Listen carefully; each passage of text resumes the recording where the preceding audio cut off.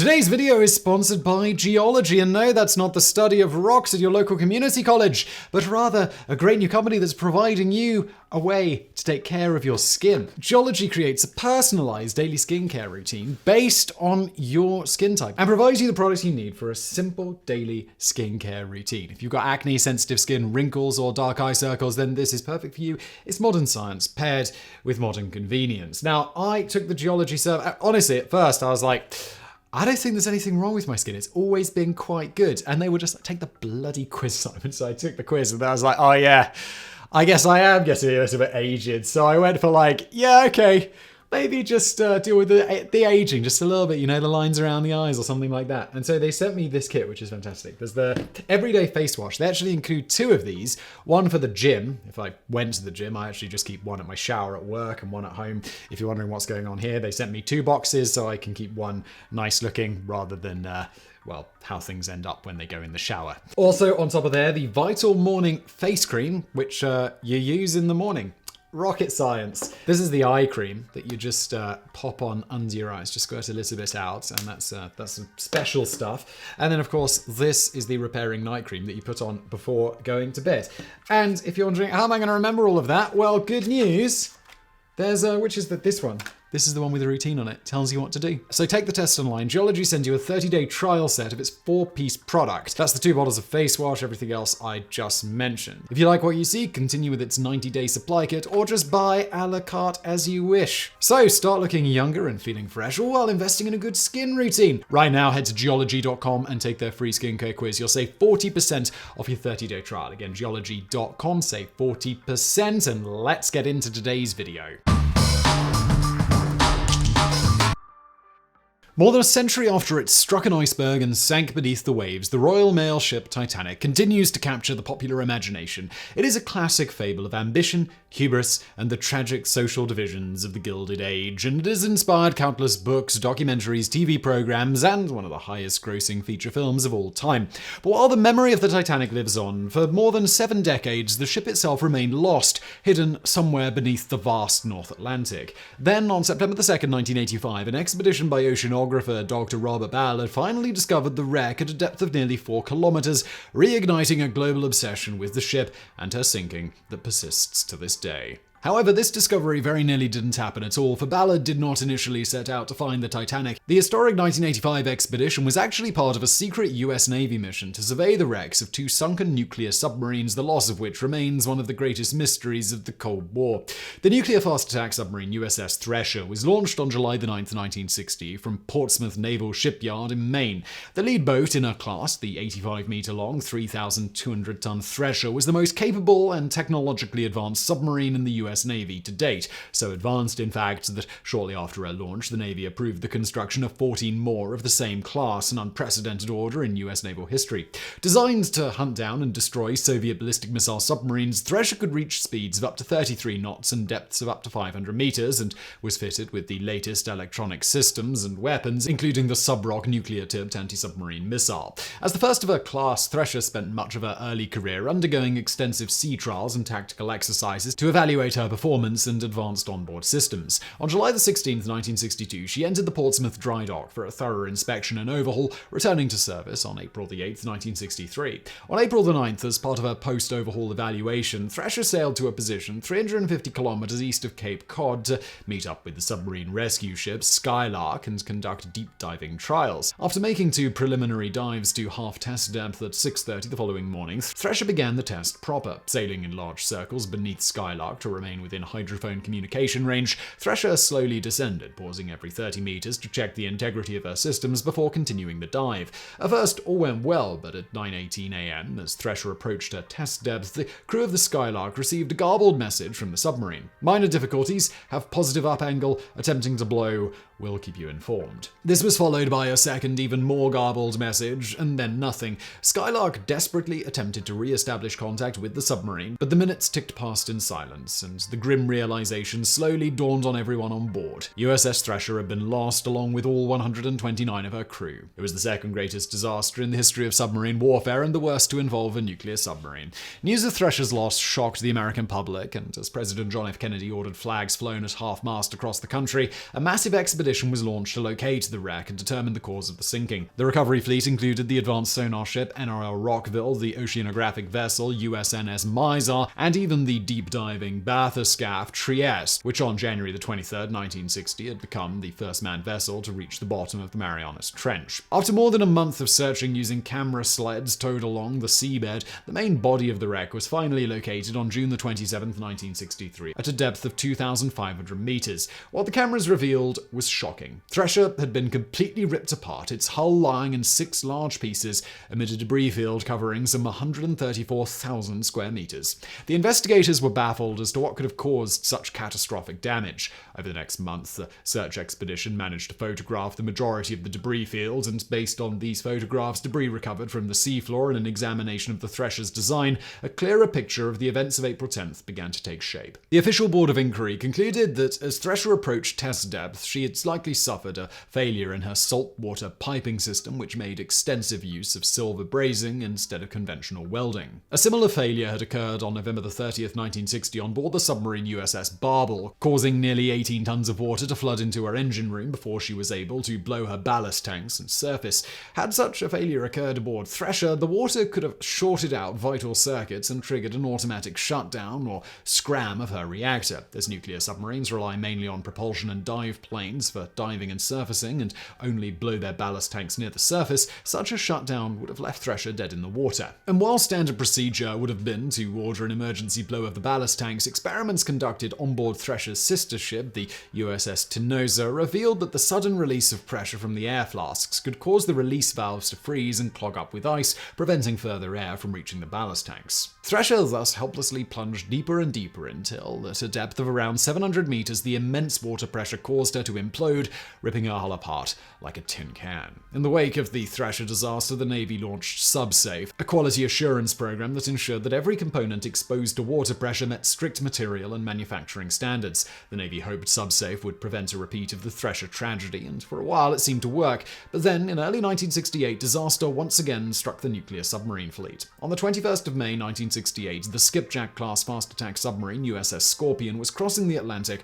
returning to its home port of Norfolk, Virginia from the Azores. For the past 2 months, Scorpion had been posted to the Mediterranean, where she had acted as an aggressor in NATO anti-submarine exercises. Launched on December 29, 1959, by 1968, Scorpion was beginning to show her age, suffering from a litany of mechanical problems, including hydraulic leaks, excessive vibration, seawater leaks around her propeller shaft, and ballast tank problems that limited her maximum depth to only 100 feet. She was badly due for an overhaul. However, Navy budget constraints and Cold War pressures continually delayed much-needed repairs. These delays were a constant source of frustration for the crew, with several demanding to be transferred off what they referred to as USS Scrap Iron. In late April 1968, Scorpion was preparing to leave Naples for Norfolk when she received a message ordering her to make to the Azores instead. Unusual Soviet naval activity had been spotted in the area, and Scorpion was instructed to observe and report. Scorpion discovered 2 November-class fast-attack submarines and a missile cruiser operating just south of the Azores, but after watching them through her periscope for 3 days, observed nothing unusual and headed home at a speed of 18 knots. On May the 21st, Scorpion sent a radio message announcing that she would arrive in Norfolk on May the 27th at 1 p.m. May the 27th came and went, yet Scorpion did not arrive. At first, there was little cause for concern. Submarines were delayed all the time, but as days, then weeks passed, the Navy began to fear that something had gone terribly wrong. Finally, on June the 5th, 2 weeks after Scorpion was due back in Norfolk, the submarine and her 99 crew were declared missing, presumed lost. Scorpion was one of 4 submarines lost under mysterious circumstances in 1968, along with the Israeli Dakar, French Minerve, and Soviet K-129, the latter of which was partially recovered in a secret CIA operation called Project Azorian in 1974. Speculation as to the cause of the Scorpion's loss ran wild, with many suspecting that she had been sunk by the very Soviet vessels she had been ordered to spy on. Yet no unusual naval activity had been observed either before or after Scorpion's disappearance. The only way of determining her true fate was to locate the wreck. However, unlike with the Thresher, the Navy had little idea where the Scorpion might have sunk, making the chances of finding her exceedingly remote. Fortunately, they had an ace up their sleeve, a man with unique experience in just this kind of search operation. The former head of the Navy Special Projects Office, John P. Craven, had made his name in 1966, when on January the 17th, the Strategic Air Command B-52 bomber collided with a KC-135 aerial tanker and broke apart over Palomares in Spain, resulting in a 1.1 megaton B-28 thermonuclear bomb falling into the Mediterranean. Standard Navy search procedure would have been to divide a large search area into grid squares and have ships, submersibles, and towed camera sleds methodically sail back and forth across each square, a process known as mowing the lawn. However, Craven decided to take a more analytical approach and developed a novel search method based on a branch of mathematics known as Bayesian probability. Based on factors such as the speed, course, and altitude of the aircraft, and a sighting by a Spanish fisherman of the bomb entering the water, Craven assigned each grid square a different probability, which was continuously updated as the search progressed. The method significantly reduced the search time, and on March the 17th, 80 days after the crash, the bomb was successfully recovered by the submersible Alvin at a depth of 780 meters. But in order to apply his method to the search for Scorpion, Craven needed more data. If Scorpion had not sunk long after her final transmission, Craven reasoned, then she would have quickly reached her crush depth and imploded, creating a distinctive sound that could be detected by underwater hydrophones. At first, Craven turned to the Navy's sound surveillance system, or SOSUS network, but this was designed to detect the engine noise of Soviet submarine and filtered out louder sounds like explosions. However, Craven managed to locate a research hydrophone in the Canary Islands and two more in Newfoundland, and after digging through reams of data printouts, finally found what he was looking for: a pair of loud explosions 90 seconds apart at around the same time Scorpion was thought to have disappeared. While the first explosion was a mystery, the second was most likely the sound of Scorpion imploding. By triangulating the signals from all three hydrophones, Craven was able to narrow the search area to a much more manageable size. But he had also turned up an unexpected fact. While everyone had assumed Scorpion was headed west when she sank, the hydrophone data revealed that she was actually heading east back toward the Mediterranean. When Craven asked submarine commanders what this could possibly mean, the answer was unanimous: Scorpion had suffered a hot run. Among a submariner's worst nightmares is to be hit by one's own torpedo. For this reason, torpedoes are fitted with a safety mechanism that disarms them if they turn past 180 degrees. If a submarine experiences a hot run, Navy jargon for a torpedo accidentally arming in its tube, standard procedure is to turn the submarine around in order to trigger this mechanism and prevent the warhead from detonating. Indeed, Scorpion had survived just such an incident only 6 months before. The hydrophone data seemed to indicate that this time she had not been so lucky, and that she had either been struck by her own torpedo, or a torpedo had accidentally exploded in its tube, flooding the forward compartment and sending the submarine to the bottom of the ocean. To support his theory, Craven conducted a computer simulation with Scorpion's former executive officer, Lieutenant Commander Robert Fountain, in which Craven simulated a hot run and an explosion in the torpedo compartment. Despite Fountain's best efforts to save his ship, the submarine quickly sank and reached crush depth after 90 seconds, exactly like in the hydrophone data. Years later, Craven would discover that the Mark 46 silver zinc batteries used on the Mark 37 torpedo had a disturbing habit of bursting into flames and exploding during vibration tests, and that such fires were hot enough to potentially set off the torpedo's warhead. In fact, the report announcing this flaw had been published shortly before Scorpion's disappearance, but once again, due to budgetary constraints, the Navy ignored it and refused to overhaul its torpedoes. Though the Navy was initially skeptical of Craven's claims that the Scorpion was headed east at the time of her sinking, they nonetheless allowed him to proceed in his search, and on October the 29th, 1968, the survey ship USNS Mizar finally located the wreck at a depth of 3,000 meters, less than an eighth of a mile from where Craven predicted it would be. Shortly thereafter, the Navy bathscaff Trieste-2 was sent down to survey and photograph the wreck. Trieste-2 discovered that the Scorpion had impacted the seafloor at high speed, digging a long trench in the mud, and that her center section containing her control room had completely imploded, detaching her sail and splitting the wreck into two pieces. However, photographs revealed no evidence or damage to the torpedo compartment, either from an external hit or an internal explosion. Consequently, the 1969 Board of Inquiry concluded that no incontrovertible proof could be found for the cause of the sinking. The exact circumstances of Scorpion's loss remain a mystery to this day. But while the Navy had officially closed the book on Thresher and Scorpion, they were not quite finished with the two submarines. As both were nuclear powered, it was feared that their reactors might leak radioactive contamination into the surrounding environment, forcing the Navy to carry out a pair of monitoring expeditions in 1965 and 1977 to sample water and sediment around the wrecks. In the 1980s, the behavior of reactors in the deep ocean became particularly topical as the US Navy considered disposing of surplus nuclear submarines at sea in order to comply with the Salt Arms Limitations Treaties, and it's here that Robert Ballard enters the picture. Ballard had long been obsessed with finding the wreck of the Titanic, and he wasn't alone. Soon after the sinking, the families of some of the ship's wealthier victims, such as John Jacob Astor and Benjamin Guggenheim, contracted the merit and Chapman, Derrick, and Wrecking Company to salvage the Titanic. However, this project was quickly abandoned as the wreck lay far beyond the reach of contemporary diving technology. Over the following decades, dozens of harebrained schemes would be proposed for raising the Titanic, including filling the wreck with ping pong balls, Vaseline, or ice to float her to the surface. But none of these plans went anywhere due to the technological and financial constraints and the simple fact that nobody was quite sure where the Titanic had actually sunk. In 1977, while working for the Woods Hole Oceanographic Institute in Massachusetts, Ballard launched his first privately funded expedition to locate the wreck. Sailing aboard Alcoa Aluminium Company's drill ship Sea Probe, Ballard used a camera rig attached to a long drill pipe to scour the ocean floor. Unfortunately, the expedition ended in disaster when the drill pipe broke, sending the modern equivalent of $2 million worth of camera equipment plunging to the ocean floor. Despite this, Ballard was confident that with better technology, the Titanic would eventually be found. Back at Woods Hole, Ballard used Navy funding to develop a pair of advanced remotely operated vehicles, or ROVs, to explore the ocean floor. Argo, a towed camera sled, and Jason, a fully mobile robotic submersible that could be controlled from the surface. In 1982, Ballard approached the Navy to fund an expedition to locate the wreck of the Titanic. While the Navy was initially uninterested, they eventually recognized that Argo and Jason could be used to conduct a more thorough survey of the USS Thresher and Scorpion, potentially allowing the true causes of the sinkings to be determined. They then further realized that one mission would form the perfect cover story for the other, and that Ballard, a former Navy officer himself, could be given the security clearance needed to examine the submarines. Both sides thus reached a compromise. The Navy agreed to fund Ballard's expedition on the condition that he survey the wrecks of Thresher and Scorpion first. Any remaining time could then be used to search for the Titanic. As Ballard later recalled, "We knew where the subs were. What they wanted me to do was go back and not have the Russians follow me, because we were interested in the nuclear weapons that were on the Scorpion and also what the nuclear reactors were doing to the environment."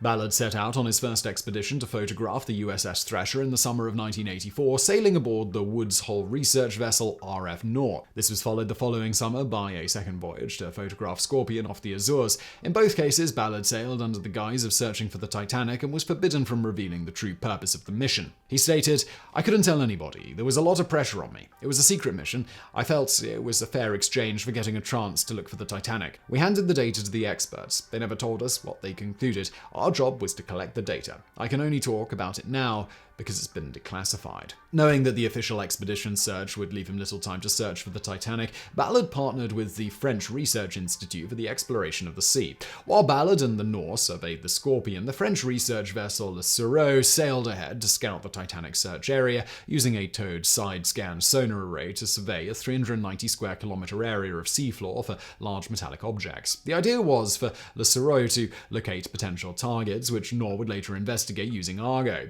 However, despite 5 weeks of searching, Le Sureau came up empty-handed and the ship was recalled to France. Ballard, having just finished photographing the Scorpion, now had only 12 days to find the Titanic on his own. Thankfully, the expeditions to Thresher and Scorpion had provided Ballard with a valuable insight. Both submarines had broken apart as they sank, scattering debris over a wide area of seafloor. Due to ocean currents, these debris fields took the form of a large fan like the tail of a comet, with the larger, heavier pieces falling close to the main wreck and smaller, lighter objects farther away. Ballard realized that the sinking of the Titanic would have likely created a similar debris field, creating a much larger and easier to find target than the wreck itself. And while sonar could not distinguish man-made objects from natural ones, the human eye could, so instead of repeating the Sureau's sonar survey, Ballard decided to sweep the ocean floor with Argo and follow the debris field to its source. For nearly a week, the Norse sailed back and forth across the search areas with multiple shifts monitoring Argo's cameras 24 hours a day.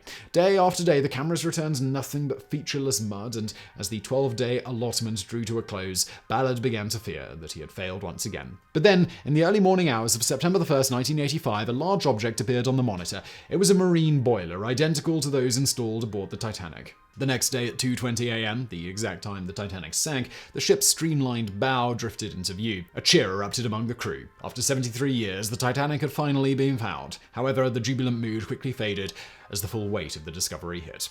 We realized we were dancing on someone's grave, and we were embarrassed. The mood, it was like someone took a wall switch and went click, and we became sober, calm, respectful, and we made a promise to never take anything from that ship and to treat it with great respect. The rediscovery of the Titanic made headlines around the world, and it turned Ballard into an instant celebrity, much to the Navy's chagrin. He said, "The Navy never expected me to find the Titanic, and so when that happened, they got really nervous because of the publicity, but people were so focused on the legend of the Titanic that they never connected the dots." It was not until 2018 that the mission was declassified and Ballard was allowed to reveal the military connection to his greatest discovery. Ballard has since admitted that he has participated in numerous other secret Navy missions, but cannot discuss them until they, too, are officially declassified. In 1986, Ballard returned to the Titanic with the deep-diving submersible Alvin and became the first person to set eyes upon the ship in nearly 3/4 of a century. This expedition revealed a number of unexpected details regarding the ship and her sinking. While most historians up until that point had believed that the Titanic had sunk in one piece, Ballard discovered the wreck in two pieces, lying 600 meters apart. This supported the assertion of many eyewitnesses that as the Titanic sank by the bow, her stern rose free of the water and buckled under the stress, tearing the ship in half before she sank. Another surprise was the condition of the wreck itself. Scientists had long believed that the seafloor at such depths was a barren wasteland, and that low temperatures, lack of oxygen, and the absence of sea life that usually preyed upon shipwrecks would have preserved the ship in near pristine condition. But to Ballard's surprise, the wreck was teeming with life, from sea anemones and starfish to crabs and many varieties of fish. It was also far from pristine. Wood-boring mollusks had totally consumed the ship's decks and other woodwork, while a previously undiscovered species of bacterium was slowly eating away at its iron hull, festooning the ship with stalactite formations that Ballard dubbed rusticles. Further expeditions also revealed that far from tearing a large gash as was previously believed, the iceberg had merely dented the hull plates, causing water to rush in through the edges. While Ballard attempted to photograph as much of the wreck as he could, he was careful not to touch anything, stating, "Every shipwreck, generally someone died. You don't pick up stuff. You don't pick up belt buckles from the Arizona. You don't go to Gettysburg with a shovel. That's why I left everything alone at the Titanic. It's totally disrespectful to pick anything up. We had brought the ship back to light, but except to land Alvin on her still solid subdeck, we'd barely touched it, unless by accident. I had reason to hope that others would follow our lead." But it was not to be. Since Ballard's first dive in 1986, dozens of expeditions have visited the wreck of the Titanic. While some, like the 3 dives made by filmmaker James Cameron in 1995, 2001, and 2005, sought only to film and explore the wreck, others were more exploitative in nature, raising thousands of artifacts from the seafloor, including a 20-ton section of the hull, complete with portals, which is currently on display in the Luxor Las Vegas Hotel and Casino. Such activities have sparked fierce debate between conservationists like Ballard and preservationists, who argue that as much of the wreck as possible should be raised and preserved before it disappears entirely. Indeed, given the wreck's current state of decay, significantly accelerated by damage inflicted by salvage operations, it's estimated that by 2040 nothing will remain of the Titanic but a large rust stain on the seafloor. But in a way, the Titanic has been preserved in the countless photographs and hours of high-definition footage which have been taken of the wreck, records that will persist long after the physical wreck itself has crumbled to dust. Thus, thanks to a pair of Cold War submarines, a determined oceanographer, and some extraordinary luck, the memory of the Titanic will go on.